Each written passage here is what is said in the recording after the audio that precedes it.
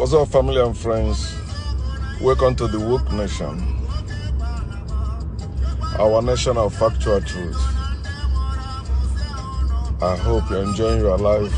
As usual, I'm encouraging you to enjoy your life and seek after knowledge. The knowledge of factual truth is very important in your life, so you don't be moron like the believers, like those who believe in God, in Jesus. They have not seen or can see. So I want to share with us what I titled, God is your portion. Is God your portion? Because Christians, believers, always claim that the God they serve is almighty. The God they serve can do all things for them. Their God is not dead. Their God is alive. They even fight among them sometimes who serve God the most or the best, or which God is real and which God is not real. No God is real. Every God is non-existent and useless in reality. You know, that's my signature. God is useless. God is non-existent and useless in reality. God is dead. God is not alive anywhere. But those of them that believe that God is alive and that God is their portion, that God can do all things, then if God is your portion, why are you going to doctors when you are sick? You say God is using them. Why can't God directly heal you? Why can't God directly cure you? Why do you have to still go to... He said God is using the doctor to heal you. Then why are you paying bills to the doctor? Why are you paying for the treatment? If God, the one that is using the doctors, why are they not doing it free of charge for you? Why not? If God is your portion, if He's the one that is using the doctors to heal you, then why are you paying for hospital bill? Why are you paying for doctor's visit? Why? You're supposed to think. You keep believing things that are not real because you are delusional. You still believing things that are not untrue as though they are true because you are hallucinating. You have mental problem. If you see somebody else doing the same thing or believing the same thing you believe in your own religion, in another religion, you say they are crazy, you don't believe them. You go to psych hospital, you see psych patients behaving like that. It's exactly how you're behaving in your religion. You are believing what is untrue to be true, and you are ready to hate or fight or kill somebody for it. You hate your loved ones because they tell you, no, that bullshit they taught us from childhood is bullshit and not believing it anymore. Now you begin to see them as devil. None of your relation can be devil unless you are devil too. None of your siblings, because all of you came through the same vagina, the same body. All of you came out human. Nothing can make you a demon. Nothing can make you devil. Nothing can make you Satan. But that's what faith has turned you into. You are a zombie. You know, you don't use you are a flesh eater now. You can eat your own brethren. You can eat your own children. You can eat your own parents because of faith. If God is your portion, then why do you need the military in your country? Say this country, this nation is under God. We commit this nation into the hand of God. What is the duty of the army in that nation? If God can protect you, what is the duty of army? If God can fight your battle, what is the duty of the army? Or the police? You see you see all these men of God, these thieves, these criminals you call men of God. They are anointed criminals. They are evil. They are your worst enemies because they keep telling you that God will protect you. Let us pray, blah, blah, blah, blah, blah. They sold, not even give you free of charge. They sold some materials for protection to you. Chaplet, handkerchief, oil, candle, all that bullshit. You wear them, you put them. for security or for protection. But you see armed policemen, armed guard, armed bodyguard guarding them. They are liars, they are impostors, and they are thieves. They lie to you and you are paying them for lying to you. You are paying them for lying to you, for robbing you. If God is your portion, why are you paying for police protection or for anyone to protect you? Why? If God is your portion. If God is your portion, why are you going to people to borrow money? If God is your portion, tell yourself the truth. Which God is your portion? What makes God your portion? You just quote what is written in a book that you can write better one than. As I discussed yesterday. You believe in that? I said, the Lord is my portion, in him I hope. The Lord is the strength of my life. La la la la la. 10,000 shall come on my left hand, millions on my right hand, they shall not come nigh me. No plague shall come nigh my dwelling. And I hide under his shadow. Bullshit. Somebody said, if your God is the Almighty, is the Most High, why is he hiding in the secret place? He said, he that dwell in the secret place of the Most High. Where is the secret place of the Most High? In your head, ignorance, that is the secret place of the Most High. Your God is in ignorance, that's why you cannot see God. Your God is not even in darkness like me. I am darkness. Your God is your ignorance. You have not seen that God. You cannot see that God because that God is in the secret place. Secret place is called mystery, ignorance. Yes, yeah. If God is your portion, why are you going to men to borrow money for your children's school fees? Borrow money. Tell them. Those your neighbors that still believe in God, that God is their portion, always, I keep telling you this, always use the current happenings to mock them, to open their eyes. I didn't say maybe try to compromise or try to be nice to them. No, you have to mock them. If you don't mock them, they will continue. Although mocking them, not all of them will listen to you, because you see what happened to the prophets of Baal in the story in 1 Kings chapter 18. Elijah mocked them. Their God is not responding. They start slashing themselves, cutting themselves, blood flowing out of their body. They want to see their illusion come to pass. The same thing Christians are doing today. The same thing Muslims are doing today. The same thing Jews are doing today. The same thing religious people are doing today. They always want to do something to prove the existence of their God, to prove to defend their illusion, something they can never prove. They rather take on themselves, begin to harm themselves. When you are fasting and praying, you are harming yourself. When you spend time to go and work and make money, but you are using it shouting in Jesus' name, I pray, God do this, God do this, you are harming yourself, you are hurting yourself. You will end up carrying someone's Bible. You will end up being a driver to someone. You will end up serving others as your masters. You can't even have a say. I'm an employee. I work in this hospital. I have say. I can say I'm not going. No matter the bill, I can say fuck that. I have a say. I'm not working as a slave.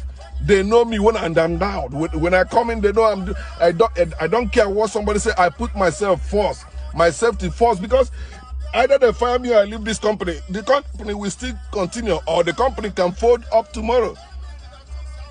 So what makes me working there as if my life depends on it? My life don't depend on it, and that's how I work.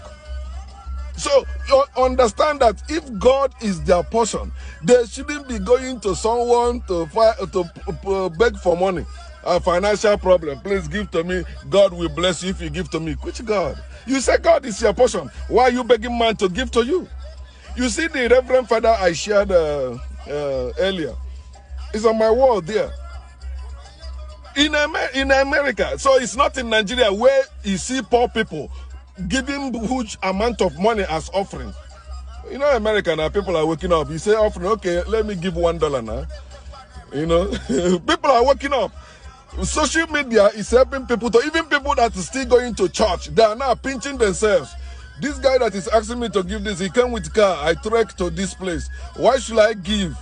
He can sell the car. Jesus says, sell all you have and give to the poor, and then come and follow me. Why the priests, why the pastors are not selling what they have? Why are they not selling their cars? But you are selling your own car. I'm not selling my own car, and I'm not giving all that money. I need to fix my car. I need to fix my children. I need to fix my family.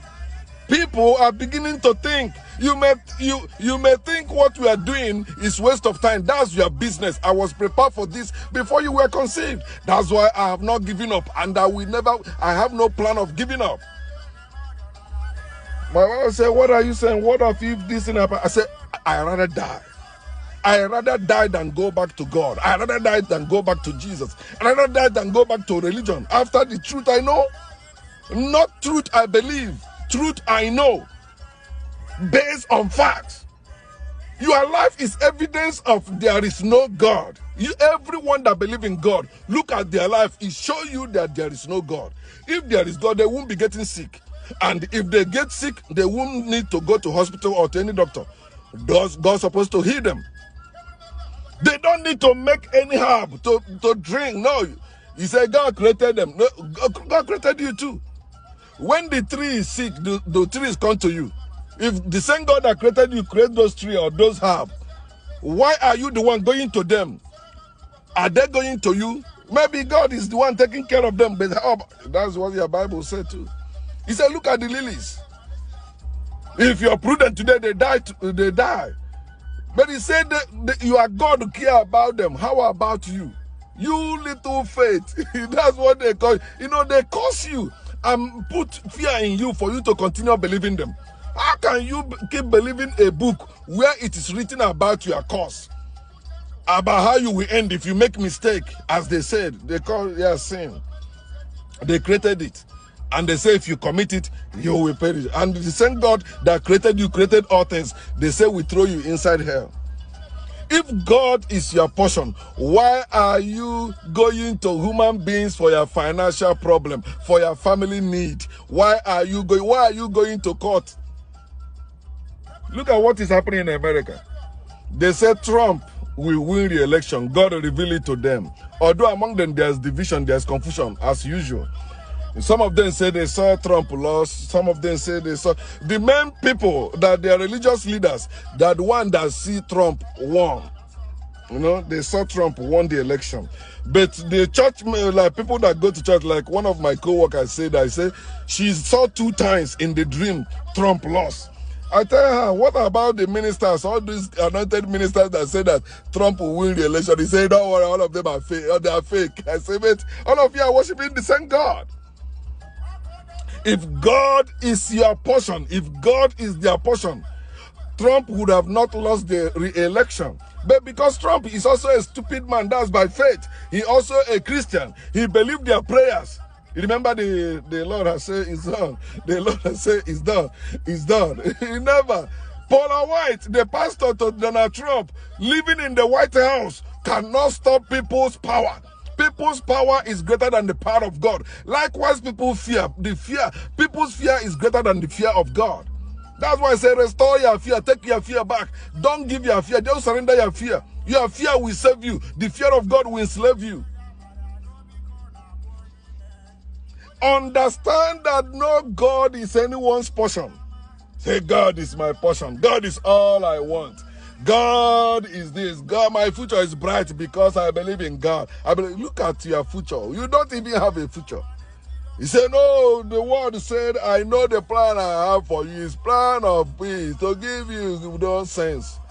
It's not true. God cannot give you anything. God can never be your portion. If God is your portion, you won't have problem in this world. And if you do have problem, you won't need anyone to solve that problem, but God directly. A God that cannot supply all your needs directly is dead and useless in reality. A God that cannot prevent you being sick, prevent you being broke, prevent you having problem, prevent you from accident, that God is useless. That God is dead. So why are you worshiping such God? Tell me, what is the essence of you worshiping God? What is the essence of you believing in God? Tell me, I want you to tell me what just one thing God can do for you right now. Nothing. God cannot even charge your phone. God cannot charge your data. Many of you, many people that believe in God, they don't have money to pay for their bills. They call their lights, they call their data. They cannot. Some of them, they go to a shop to pay to charge their phone. To charge their phone, they have to pay to charge their phone. And yet they will tell you there is God. God is my portion. What are you saying? God is the one that God has been keeping me alive. Why can't God keep your phone alive? Why can't God keep your power alive, light alive? Why can't God keep those things? Say, God is my sustenance. He sustains. You are quoting nonsense they wrote in a book to keep you docile, to keep you ignorant, to keep you stupid. You have to wake up. If God is your portion, why are you suffering like, even you're suffering like animals? And you say that nothing happens without God's will, without God's permission, that God is the one that let it happen. So God watch you suffering, and the same God you are worshiping. You are worshiping God out of fear. You are not worshiping God out of knowledge. Your faith is rooted in fear. Without fear, faith will not work for you. The reason why faith is working in destroying your brain is because you have that fear. But if you can trust that fear today, faith will die. You will begin to know. Because when you know better, you live better. Those that know are the people who are doing exploits. Those that believe are beggars. It's time you trust believing and begin to embrace knowing. Put facts over faith. Put reality over religion, and you will see how your life will begin to shine again. As the day you were born, your life was bright. Your was until religion came. Religion begin to make your life miserable. You begin to fear, especially through your parents. Oh, the way you behave, something is wrong with you. Nothing is wrong with you. You have to know your nature. That's another thing. You know yourself, right? You know yourself through knowing your history, knowing who you really are, knowing where you came from. But how about knowing your nature? That is another important aspect of life you must know. If you know your nature, you will not be going around saying, tell me my purpose of living. What is God want to do? No, you're supposed to know your nature, how things work for you. Know your chi, know your nature. It's not a being existing somewhere. It's not any spring being. It's not any God you have to worship. No, you are nature. How things work for you. How things work with you. If you don't know it, you will end up where you're not supposed to end up. You will end up suffering where you're supposed to be enjoying. Because you don't know your nature. You're just following whatever they tell you. They tell you, okay, go right. Why are you supposed to go left? You go right. Something bad happen. You say every time I do this, it's not working because you are not following your nature. You don't know your nature. You have to know your nature first. You learn what is your nature through experience. That's how you learn what is your nature. Practice it. It's not working. Leave it. Why are you dying in it? Something is not working. You continue saying it will work. Doing something and expecting another thing to happen. You keep doing the same thing every time. That's why you see they keep praying. Nothing is happening, but they expect something to happen. It's not happening. They say push, pray until something happens. It's not something that's supposed to happen. It's the right thing that's supposed to happen. The right thing you pray for. The right thing you believe for. Supposed to happen. Not something else. It's okay. I take that one as answer to my prayer. No, it's not true. It is faith that is destroying your mind, and you are believing their nonsense, their bullshit, and they see you alive today, how you are struggling, how you are suffering. You believe someone is after you, someone is killing you, someone is the other bullshit. Nobody. You are powerful. You are mighty. If you know yourself and know your nature, you'll be bold and no one can put you down. And your own nature will never disappoint you. It will never bring failure to you. You will be succeeding. Even if you have little, you will be enjoying it. Know your nature and stop thinking God is your portion. No, your nature is your portion. That is who you are. That's what you are. And that's what you will be. No matter where you go, Akufaleta or Darawa, you run, wherever you run, hither and scatter, you will still come back to your nature. You see, no matter how you say, no, you come from heaven, where will you be buried when you die? The earth. That's where you came from. You claiming God, you are in God. God has saved you. You are not going to heaven. It's a lie. You are going to earth. There's no heaven there exists where you are going, the earth. That's where you came from, and that's where you will go. And without you eating things from earth, you will die immediately. You have to understand that God is no one's portion. God is dead. God does not exist. That's what it means. When we say God is dead, it means there is no God. And that God is useless. That God you believe in, that God you worship is useless. You cannot look at your miserable life, you that believe in God, and tell yourself the truth. It is the truth you tell yourself that will set you free. Begin to tell yourself the truth. If this God I'm serving or worshiping is real, why am I suffering? Why am I suffering like everyone? Because everything you are suffering is because you allow it or somebody caused it. But you have the power to free yourself, to end it. You can end it today and live your life freely. Peace.